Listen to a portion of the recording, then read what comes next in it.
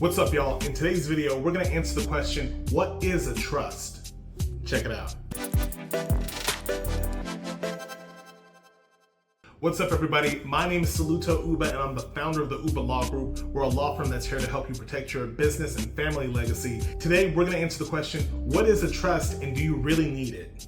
So before we get into that, I want to ask you to hit that like button, hit that subscribe button, and make sure you hit that bell icon so you get any notifications of videos that we drop. We drop lots of videos and shorts giving you content that you can use about your business, how to protect your family, how to make sure that everything that you're building, you're creating for your family and for your life is protected and maintained the right way. So today we're going to answer the question, what is a trust? Before we can really dive into that, you have to understand how your assets are owned during your lifetime. Now that sounds like a weird statement, but the way that you own your assets is very important. So when you buy something like a car or a house, that asset is titled in a certain way. That means the owner that's on paper is set up in a particular way. Now for most of us, when we make a purchase, our assets are titled in our personal name.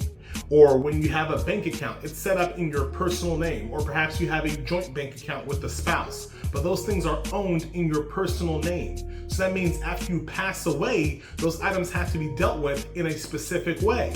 Now, if you have a trust is a different way of owning assets. So currently, if you own a car, if you own a house, those items are owned in your personal name, but if you set up a trust, you would establish that trust and then you would fund that trust with those items. So when we talk about a trust, the trust is that arrangement that takes items, takes assets, takes ownership of LLCs, businesses, jewelry, personal items of different value. It takes all of these things out of your personal names and it moves the asset into the trust. And the reason why it's important that it gets moved into the trust is when you pass away, how your assets are owned is extremely important for figuring out how they'll be distributed, how the whole process of getting them towards your beneficiaries or your heirs is handled. It's very important because it deals with all of that. So right now, if you don't have a trust or a will or any type of estate planning system set up, you are what we call intestate. So that means when you pass away, all of your assets are going to go to the court, they're going to go through the probate court system, and they're going to be distributed according to the default laws of whatever state that you're in. If you're a person that has small children, minors, the guardianship of those children is ultimately going to be determined by a judge. You're not going to be able to make decisions when it comes to where your kids go or who gets to look over them or kind of who is in charge or in control of your children. If you don't have any plan at all, you're intestate, and ultimately the court decides things like that. The court also decides what happens to your assets according to their rules, like I said. So when we talk about what a trust is, that trust document, that trust is an arrangement where all of your assets are shifted from your personal name and shifted into the trust. So when you do pass away, that trust is the entity, that trust is the one that owns your assets. And so now when you set up a trust, you set up rules that come along with it. You set up what we call a trust Bible, a trust document that breaks down this is where these assets go. This is who is entitled to that asset. This is who gets that. All these different things that you can set up. All of your different assets that you've accumulated in life and your estate is going to be distributed and it's going to be administered according to your trust. So your trust takes the assets out of your personal name and shifts it into the trust. And when you pass away, the person that you've designated, your trustee, is going to administer your estate according to your wishes and according to the rules that you set in place. So one of the things that's really awesome about a trust that we tell our clients is that a trust gives you a lot of the benefits and the freedom, the flexibility that a will can't give you. Now, like we talked about, a will is better than having nothing. You absolutely want to have something in place, but one of the major benefits of a trust is that when you set up your assets and you transfer them into your trust and your trust owns your assets, number one, you don't have to go through probate court. You don't have to go through the court system. You don't even have to have any of your assets be public at all. When you go through the probate court system, everything that you own that's a probate asset is going to be made public. Anybody can find out about it. But when you have your assets owned by your trust, all of that is private and only the people that you say are in charge or say can know about it, those are the only people that are going to know about it. So when you have wishes for what you want to happen with your assets after you pass away, you can execute that with the trust in ways that you cannot with the will. So with the will, the only thing that you can say is, here's my house goes to this person, or here's the money in this bank account, it goes to that person.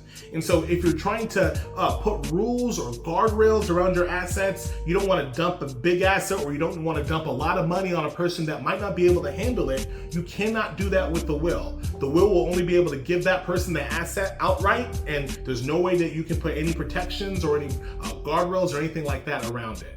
With the trust, however, you can set up protections. You can set up, we have X amount of money to go to this person after they've graduated college, or after they've turned a certain age, or after they've passed some benchmark that you deem is appropriate.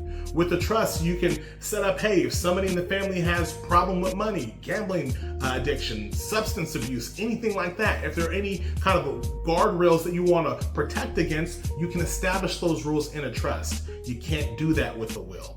So when we talk about the power of that trust being the fact that it owns those assets and it owns the things that you're looking to pass on to the next generation and take care of, that's what we mean by a trust, and that is the power of what the trust can do for you. Now, the trust that we recommend for the majority of folks is called a revocable living trust. And that word revocable is important. It means that during the life of the grantor, the person who sets up the trust, they can revoke it, they can change it, they can take assets out, they can put assets in, they can do whatever they want. And then when they pass away, the rules that they've set in place is what's going to control the trust, and the person that they've designated to run is going to be the trustee that runs the trust. So it can be really complicated, but just walk away with this one major point. If you pass away with no plan in place, the court's going to decide. If you pass away with a will, you're still going to have to go to the court to get that will probated, and it's going to take a long time. But if you have a trust set up, that trust is going to dictate what happens to your assets, and the people that you decide are going to be in charge, those are the people who are going to be in charge, and they're going to distribute your assets according to your wishes, the way that you want it to happen, when you want it to happen, with who you want it to happen to. So that's all we have for this video. Revocable living trust, trust in general, these are topics that a lot of us are unfamiliar with, but they're very important to make sure that we're protecting both ourselves, but more importantly, the people we might leave behind if something happens. So if you need help with any of this, we'd be more than happy to help you. We serve clients with estate plans in the state of Texas. So if you have questions about a will or a trust, if you want to get one of these things set up, please feel free to reach out to our law firm. We'd be more than happy to help you break down what your options are and break down what makes the most sense for you and your family. So until then, keep on grinding, keep on hustling. Like I always say, I believe in y'all. Peace.